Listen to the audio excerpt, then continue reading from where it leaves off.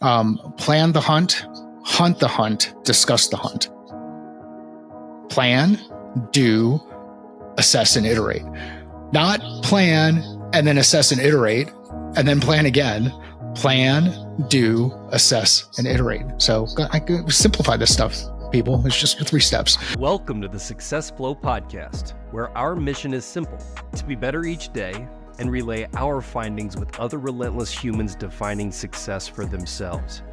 If that sounds like you, let's begin.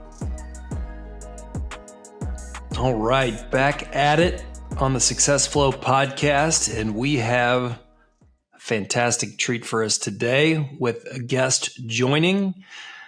It is my pleasure to introduce Mike Simmons for our discussion today. And Mike and I were introduced through it's kind of a linked introduction, but there's a sales success community that's been really instrumental into my progress as a enterprise seller, and initially connected with a gentleman named Jeff Bajorek. So quick shout out to Jeff as we're jumping in. But Mike and I had a conversation a few years ago that was very enlightening to me about process and some of the things we're going to talk about today.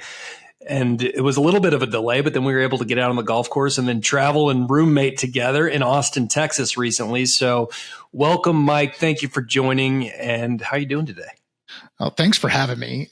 Even after the chance that we had to room together out in Austin, it's pretty cool that in the last 12 months, we've had a chance to get out and play golf, get out and see each other in person. And now we get a chance to wrap the year up with this recording. Mike, it's super awesome to meet you virtually. Before this podcast, I had never known anything about you. And I remember Phil talking about the Austin trip. We actually talked about it on this podcast, I think a few episodes back, right after that, and saying that, so you were in that house in the roundtable discussions, the late nights, and just talking modern day sales and impacts that you guys are making. And I know that for Phil, it was an amazing conversation. And so I have no doubt that's a big reason why you're on this episode today and chatting with us. So thank you again. I'm looking forward to having a good conversation. And I did go back and do a little bit of research on you just to kind of check you out. We connected on LinkedIn already, which is great. And I love what you're doing. I'm sales through and through. I started my own business 7 years ago, but prior to that, I was in enterprise sales and have had a bunch of trainings and things like that. But I'm excited to kind of dig into your mindset and how that all operates. That's a perfect way to kind of kick us off. And where I wanted to start, given the two of you and that transition from B2B sales into entrepreneurship, I just wanted, Mike, if you could give us a brief background about that portion of your career, give the listeners a little storyline of how you kind of started your career and where you're at today. Yeah, backstory: never wanted to get into sales. Actually avoided it. Do not have a strong relationship with my father. Attributed a lot of the stuff that he would do with sales. He was completely different in the household versus what he was like with clients. So I just thought that's kind of what the game was. And so I went the operations route. I was at UPS in ops for 7 years. Then got into the ed tech space, enablement technology space, and moved into what you would call customer success today, but it wasn't called that back then. And I was fortunate enough working with clients and working with internal members of the team to really see what real sales is when you're out there serving others, when you're helping people solve problems. One thing led to another. Got an opportunity to move into an account executive role, then leadership roles, and a couple of years ago, about 8 years ago, launched a business. So that's my arc. Awesome. Congratulations on launching the business. It's a lot of fun. I know I was going in, started my career in the sales world, and then now I'm more so on the operations in my own business. I oversee our operations team but you still have the external networking, and as you run a business, you're still out there. You're kind of always selling. And I remember the first thing I learned when I was like 22 or 23 years old, trying to sell to executives, CEOs, and top level people. Once it clicks that you realize that they're just people too, sales becomes that much easier. And it's not that hard. One of the things, I'm not going to say it's not that hard. It's not easy, but when you have that click of developing the relationship. And one of the things I saw you talk about was stop pitching and start asking questions. And I thought that was really cool. So that mentality is so simple, but most people don't do that. They think they got to sell. And it's like, just sit back and listen, just ask questions and listen. So talk to us a little bit about that and how you coach your clients on taking the simple approach and just being a listener. Please tell me that you saw that by seeing the reel that I did with the Wrecking Ball playing in the background. I totally did. And I was like, man, he's got some good taste in music. I didn't want to bring that up. I'm glad you did. It is. And I did my first karaoke song while I was speaking at an event in Vegas for just a couple weeks back, about 6 weeks ago. And we went on, we did karaoke, and the song that I went with was Wrecking Ball. And I realized that there are more words to that song than the chorus. So that was a good learning experience. Miley Cyrus, right? On that one? She's the one that sings that one? Miley Cyrus. And yeah. So, it happens too often. And here's a question I like to ask people. I'll ask the question if I'm in front of a group of people, and the question will be, first question is, how many people like to be sold to? Typically, there's one person in a group of 200 people. There might be 2 or 3 people who raise their hand and they like to be sold to. Some of them are just making fun of it. Some of them are laughing, but they'll raise their hand. They'll say they like being sold to. Then the follow-up question I ask is, how many people like to buy things? And everybody laughs. We all smile. And we smile because we like to buy things, but we don't like to be sold to. Well, why do we not like to be sold to? And then you go deeper into the kind of the questioning around that. You start to unpack it. We don't like things pushed upon us. We don't like it when people are doing things to us. We do like when people do things for us, when they help us. We do like feeling good about the things we're doing. We like feeling good about making an impact. We like feeling good about solving problems. So we go out and we buy things, like a Peanuts sweatshirt for Christmas time, because it brings us back to watching Charlie Brown's Christmas. It creates this experience. So if we are in an operating environment where we're trying to create an experience by telling people what they should experience, we are delivering information out of context. We're trying to deliver the solution without context. And if you're trying to do that, you're doing something for self, not for others. You're working on imposing your will. If, however, you ask questions, you validate, you seek first to understand and then be understood, which is leaning back on Covey, then you can actually deliver your solution in the context of what's important to somebody else. And you can help someone work through a problem that they're working to solve for. You can actually serve. So that's kind of the background on this. Stop pitching, start asking questions. We start asking questions, we gather context, we gather information, and then we can deliver a solution in context. I love that. And one of my favorite things is, getting to know you after also, watching a lot of content, is your ability to take the art and science of sales, right? The human aspect as well as the details. And one of the things that you are extremely strong with is process and the actual, I think, process and frameworks. This is going to open up what we got to at those late night conversations. But I really would love you to elaborate on this platform on the distinction between methodologies, processes, and frameworks as we jump right in here, because I think it's really changed my thinking as we talk about organizations really getting gung-ho on their methodology and their process, and the frameworks are a tool within all of those. But I want to not kick us off, but really jump into that conversation and let you expand on that a bit. Yeah, I think one of the biggest challenges with it is people use the word methodology, but they don't really know what it means. So it's kind of like that scene in The Princess Bride where he keeps saying inconceivable, and he ultimately keeps using this word, doesn't know what it means. Methodology is the study of methods. As sales practitioners, as revenue leaders, as people who go out and try to help people solve problems, we are not studying the method, we're applying the method. So we should actually look at this as sales method. So what is our sales method? And one of the most common methods that's known out there is Challenger. Yet organizations will introduce Challenger as a sales process. It's not a process, just like Medic is not a process. Medic's a checklist. You have a checklist, a tool that you can use to apply to help keep you aligned and deliver on your methods and follow a process.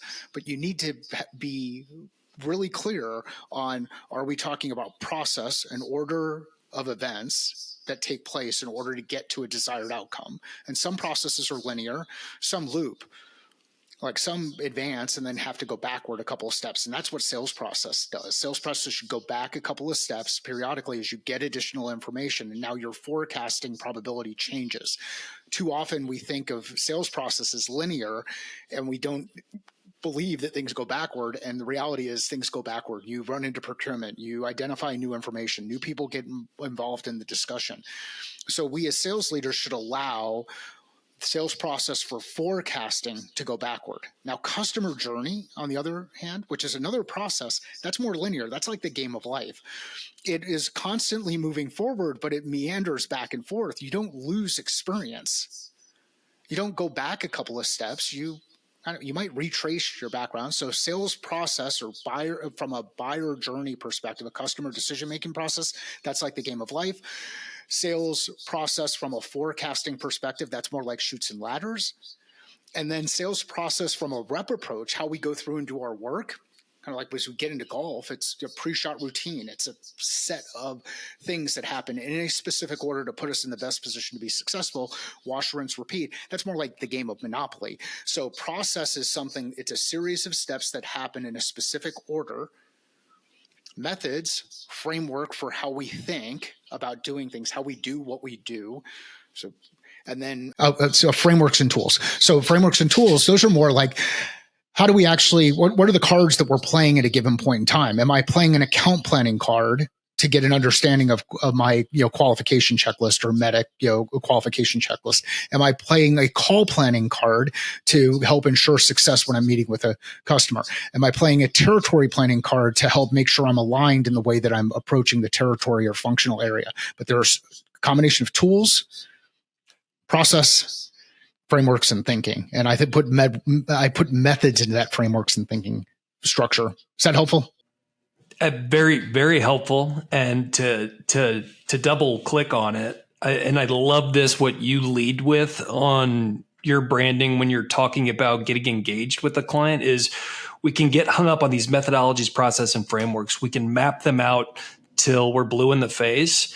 But the action taking and monitoring and reiterating and making changes based on action is what cannot get lost. And I love that you lead on that, even though, because when I first came across your stuff, I'm like, these are great, but are we just going to be, whiteboarding, through till we're blue in the face?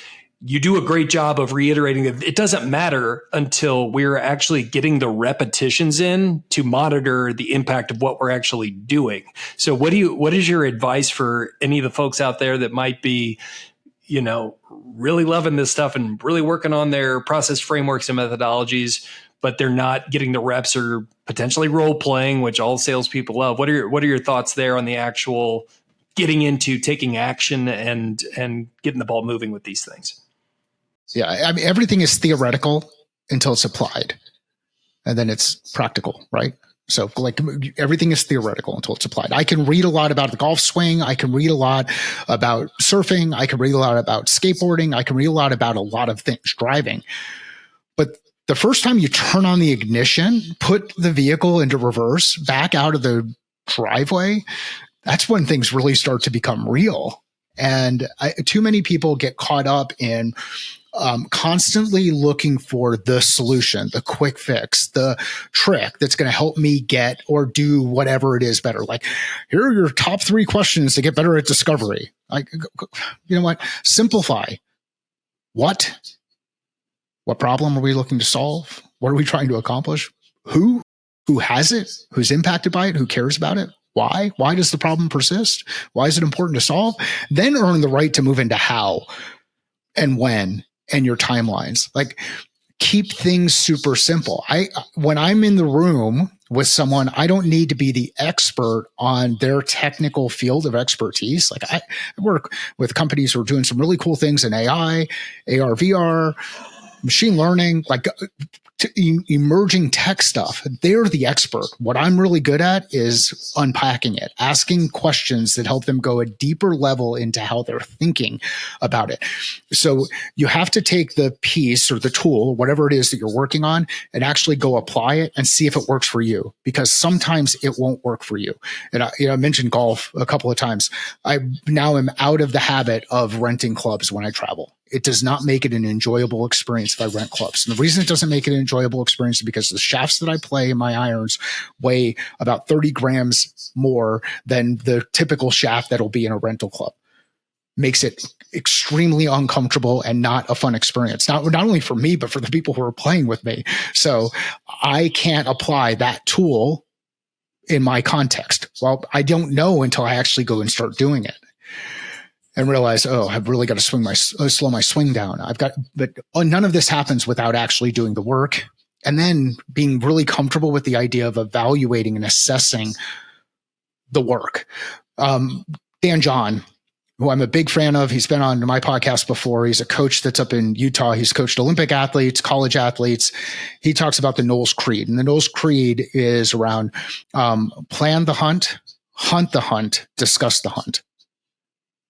Plan, do, assess, and iterate. Not plan and then assess and iterate and then plan again. Plan, do, assess, and iterate. So I could simplify this stuff, people. It's just 3 steps. It's kind of like you ever heard the ready, fire, aim as opposed to ready, aim, fire, where you prepare and then fire and then recalibrate and aim again and then fire, right? That's the whole challenge yourself on purpose. It's the Nelson Mandela quote, I never lose, I either win or I learn. You're not going to be an expert when you first start out with this stuff, right? And so you have to, as you said, you have to put it into practical action and learn from it and then pivot.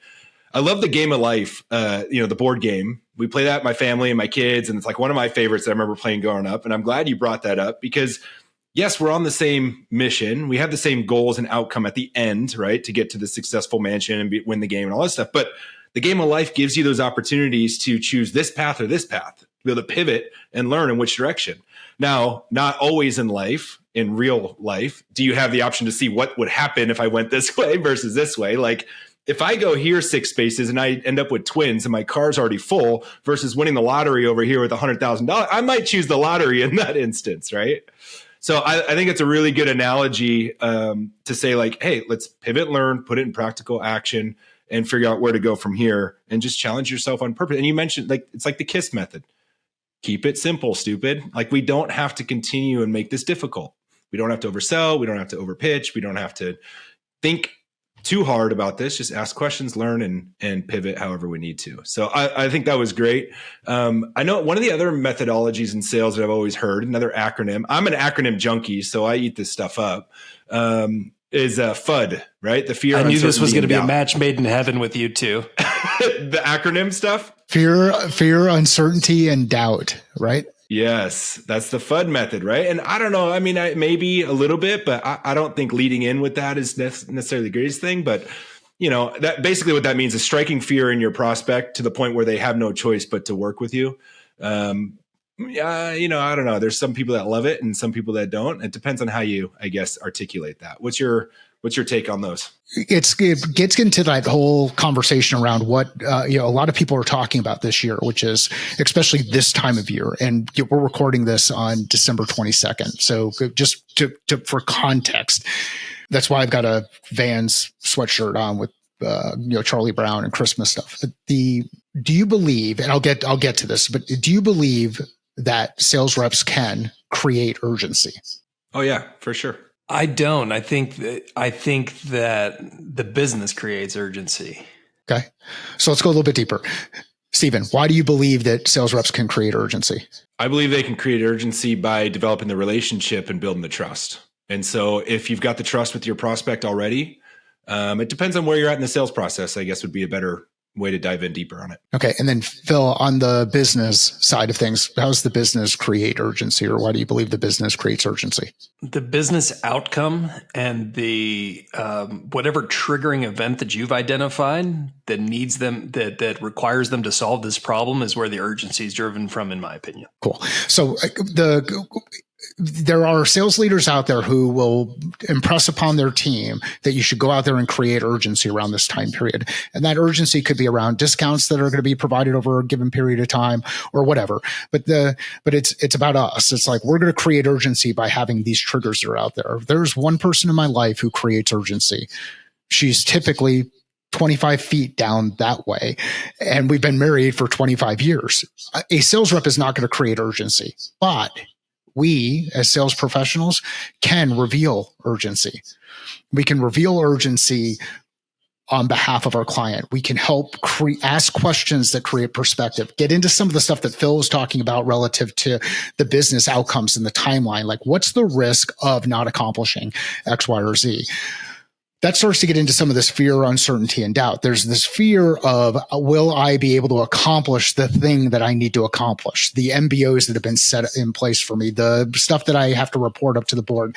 So we can ask questions that start to reveal this fear and uncover this fear. Then we can start to layer in on the risk, the uncertainty of achieving objectives. So we can build in this fear, uncertainty, and doubt type of thing, but we've got to be really careful about doing it because we're serving the client versus we're doing it because I want to go pitch my stuff. Like that's not it. Like, how many times have you made a mistake and had buyer's remorse? Like, have you ever bought something and looked back and like, God, why did I get that? I'm not going to use it. It's just sitting over there in the corner. Well, we don't want people to do that with software that we sell, because it creates stress and tension across our customer success teams when they're trying to implement it. It puts them into a situation where they might lose their job the following year because they spent money on stuff that just isn't working. So FUD works. Why? Because we live with fear, uncertainty, and doubt. Like, some of us deal with imposter syndrome. Some of us deal with the fear of not achieving the thing that they were meant to do. So it works. But if you're doing it because you're trying to manipulate people into making a decision, you're not my people. 100% agree with you there. I mean, that's why I was kind of hesitant about saying, FUD method is a good method. But I think the urgency question that you bring up. So I own a payroll company. We do payroll for small businesses here in Phoenix. And there's great times a year when you want to transition from one payroll company to the other. Now would be the time to do it, right? Starting first check date in January. So if I'm talking to somebody, a large prospect in November, I have no urgency or want to get them up and running until November, but I will kind of give them the fear, uncertainty, doubt of if you're ready to move, January would be the time. If you don't make the move, and let's say you want to do January or February, here's the potential errors or reconciliation issues you might run into by having to load in prior payrolls for that calendar year.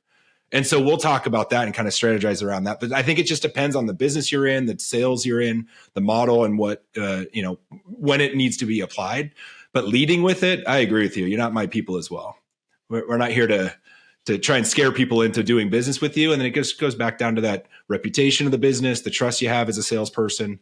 So there was you mentioned a podcast. So talk about that a little bit, just real quick. What's the name of the podcast that you have? Before I do that, can I build on your point? Yeah, absolutely.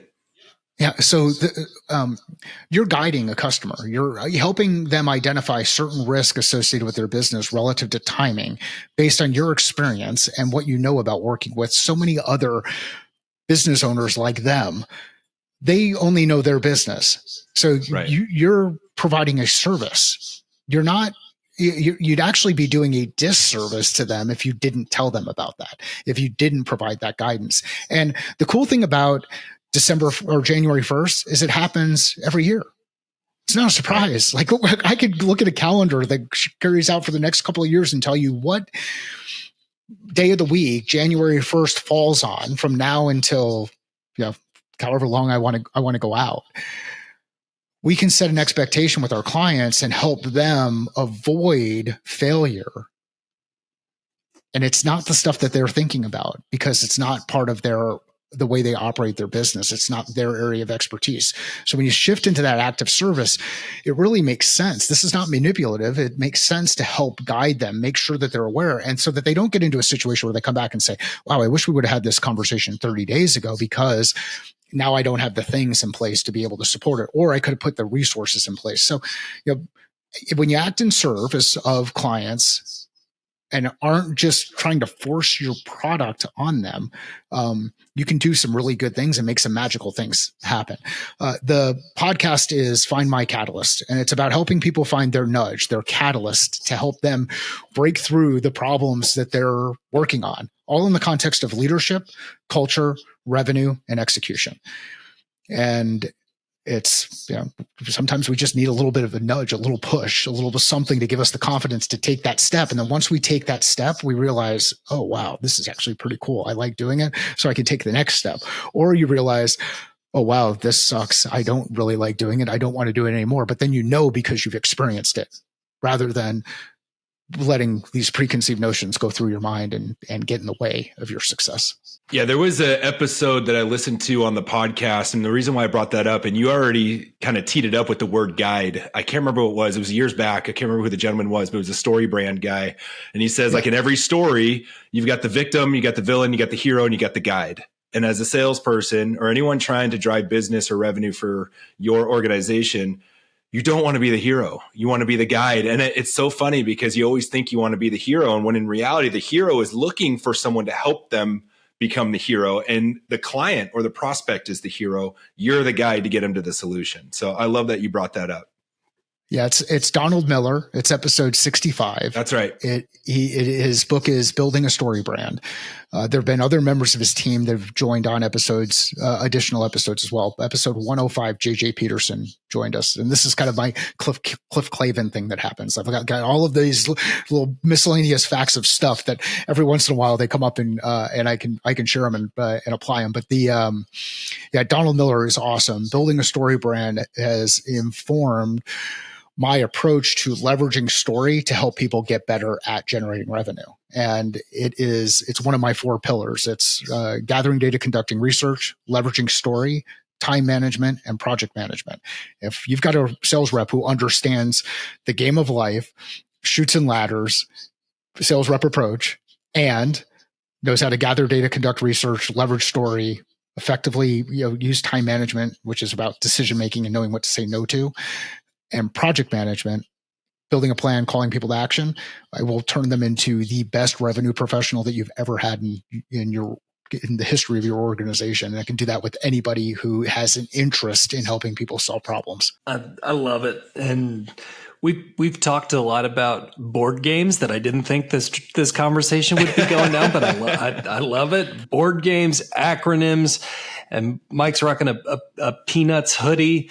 But one of the things as we transition here, this topic is coming up so often with the groups that Stephen and I are in. Mike, you and I were texting about it, but want to transition into this conversation. You can't tell because of Mike's hoodie, and we're just from the kind of neck up here, but Mike's jacked. And when I met him and we played golf, it was really obvious that Mike has that mentality of the business athlete, which is going to be an episode we're deep diving in. And it's come up multiple times in our conversations and traveling with you, how important that is to you. And I'd love to see it. I wanted you to kind of expand on and talk from your perspective, how lifting weights, how playing golf and being competitive there has impacted your business, and how that Venn diagram overlaps for the listeners. Yeah, I mean, the biggest challenge, and I'm running into, just full disclosure, I'm in probably the worst shape that I've been in 3, maybe 5 years-ish right now. And a lot of it is driven by high amount of travel, lack of sleep, not getting into the gym as much, and not eating as well. And the negative part about that is that has negative implications on other things that happen in the business. Meaning, if I go into a conversation where someone provides some negative feedback without context, it can put me into a negative state, like just quickly, where I start to feel less than, like I'm not accomplishing what I want to do all of those kind of things. So when I'm in that performance mode, when I'm doing things really well, meaning I'm fueling my body properly, I'm taking the time to recover, I'm seeing the data in my Oura Ring data about heart rate variability going down, my resting heart rate, my heart rate variability increasing, my resting heart rate going down, my sleep numbers going, then I am in a better position to perform not only for self, but for my clients and for my family. So it all connects. Now, the cool thing about working out and lifting weights, especially if you're a meathead like me who likes to lift heavy stuff off the ground, I can't just go out there and pull, 500 pound, 405 on a bar if I haven't done the work to prepare to get there. Now, I've pulled 405 multiple times before. My goal this year was to be under 200 pounds body weight and pull 550. I'm not going to hit the 200 pound number before the end of the year, and I'm not going to hit the 550 number. So that'll be a goal that I set for next year. And I know that there's a process that I have to go through in order to get there. Well, just like building your business, there's a process that you have to go through to get there. Just like managing your sales cycles, there's a process that you have to go through to get there. If you could just jump right in and go pull 550, then is it really the right challenge? And maybe now the next challenge is pulling 1,000 or something to that effect. So that's how I see the two of those things coming together. There is always a process, and you have to work the process in order to get to the results that you want to. And sometimes you might not get to the results, but as long as you keep working the process and making progress, you'll put yourself in a better position to be successful. And that works in the gym, throwing weight around, moving weight, doing the meathead movements. It works on the golf course, in hitting golf balls. Like, I don't practice at golf, which people like Bajorek give me a hard time about. I just go out and play. Why? Because if I've got the time, I'm going to go out and play. And because I know I'm always going to be able to go play.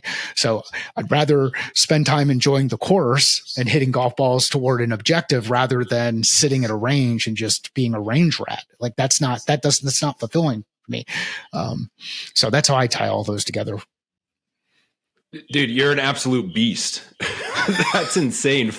Over 500 pounds. That's wild. But I'm not going to hit that. Stephen, I won't hit that objective this year. So like, I'd have to go back and see what my top number was this year, but I'm going to miss. And the reason I'm going to miss is because and here's one of the stupid things I did. And it was right around this, it was in between travel. So it was in between October trip where we saw each other, Phil, and the November trip at 2.25 on the bar. Absolutely no weight.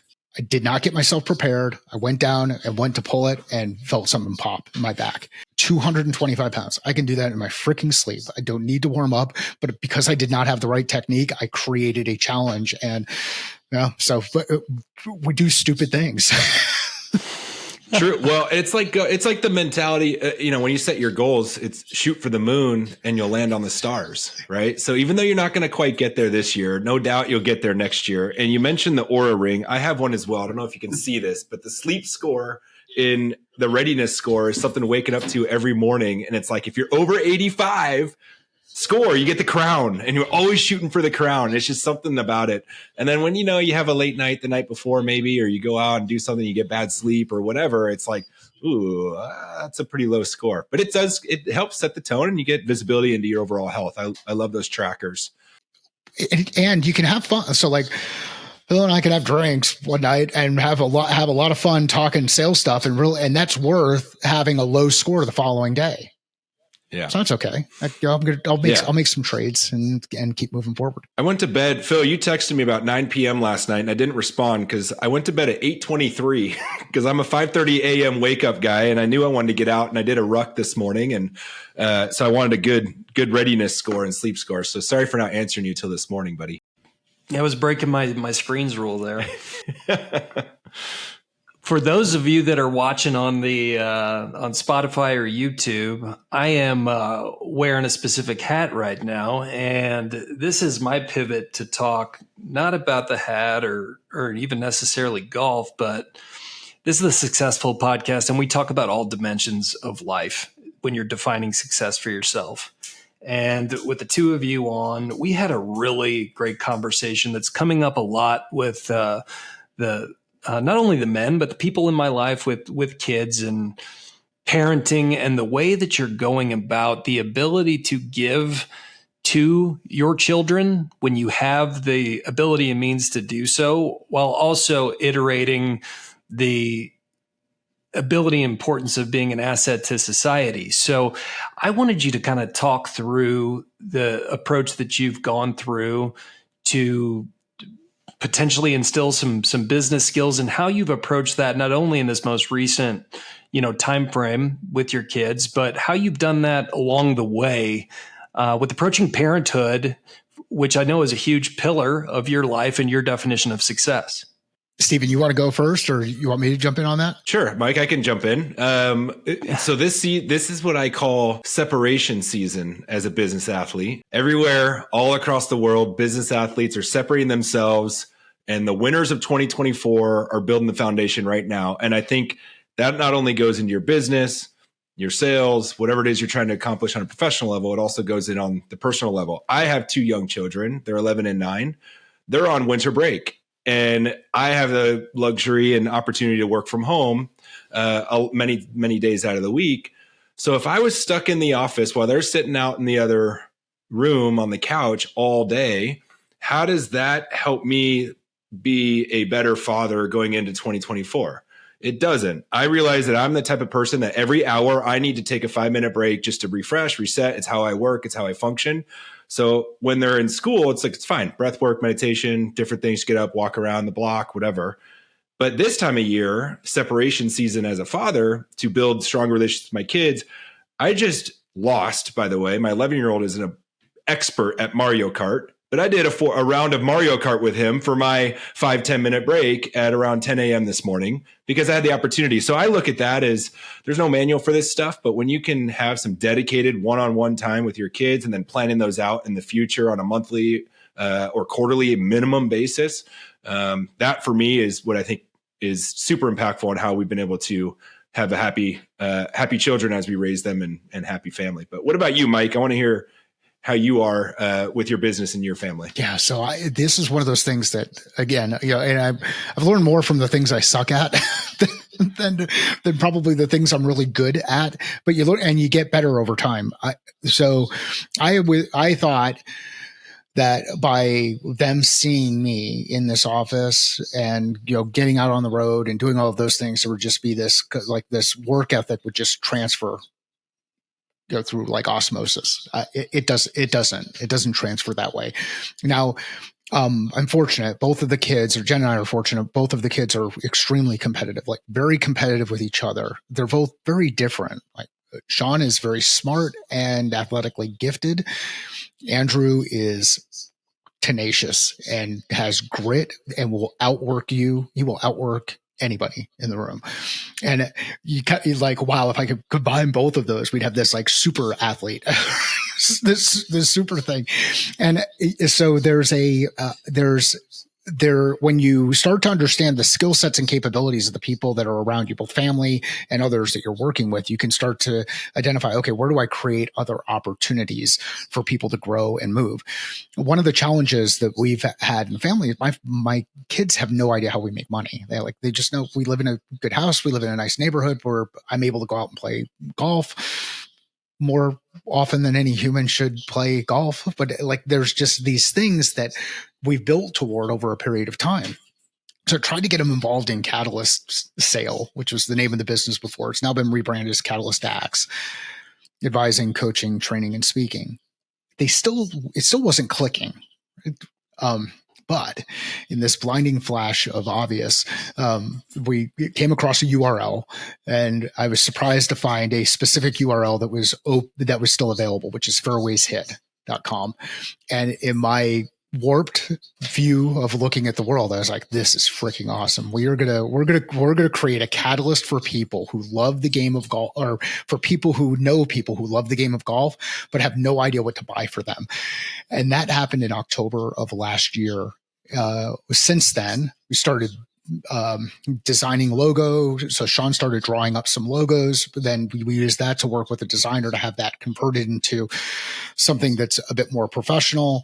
And it turned into an opportunity for my family to build business acumen, see what happens when you build from 0 to 1.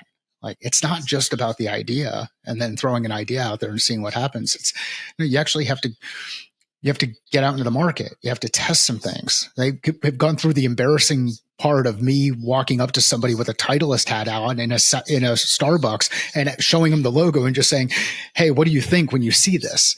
And knowing that it was not that I was going up to some random person. I saw them with a Titleist hat on. So immediately I thought, okay, this is someone who enjoys golf. They might have perspective. Let's see what they can share, and then and model good behavior. So Sean could see this is how you go out in front of people and go out to market and test certain things. So fast forward, we launched FairwaysHit in September. September's a big month for us. It's when both the kids were born. It's when Jen and I got married, and now we've launched FairwaysHit in September. And once you see the thing in the logo, you can't unsee the thing in the logo, which ideally is creating a catalyst for a number of people as they become exposed to it. And it's landing. I just wearing the hat. It was funny when we were talking and asked Mike about jumping on today. I was actually sitting there where someone asked me about the hat while I'm texting, and it's you never know if you're biased because it's your friend's logo, it's your friend's project, and it's just been overwhelming. The more it makes me want to wear the hat more because of the feedback I'm getting from it. So golf fans out there, it's a little last minute Christmas shopping, but it's really cool what Mike's doing with FairwaysHit, and the fact that it's a family business. That conversation just landed, and able to turn that into a learning activity for your family. One of the cool things that happened, Sean was on the sports med exercise science track at ASU. And after he got involved in doing this and started to get bitten by the marketing bug and was doing something that was interesting, he shifted his major. So he's in the process of shifting his major to marketing. And so you don't know until you know. And sometimes it takes people a long time to get those experiences. You don't have to go out and launch a brand to create those experiences. You could just go out and test new things. You can volunteer. You can engage with others. There's a number of ways for you to go out and test new things. But if you don't test, you will never know. So get out there and test stuff. I hope that's what resonates with folks. Absolutely. I didn't want to spend a whole lot on it because we're kind of living it with the action right now. But your episode, I think it was 344 with Colin Mitchell, talked about podcasting and sales and that overlap. And I just love the episode. I'm going to direct the listeners to just go check that one out if it's intriguing. But I'm going to limit you to one. If there was one thing out of the numerous benefits out of it that you and I both agree on, what's the strongest benefit to starting podcasting in the result of expanding your sales skills? It's improved my ability to listen. Number one, I've become a better listener through podcasting, and that's helped me ask better questions by being a better listener. I thought that was going to be the answer. It's probably also improved personal life as well, right? So it has a couple of different things. I will typically get feedback from Jen. She's like, "Why are you treating me like a client?"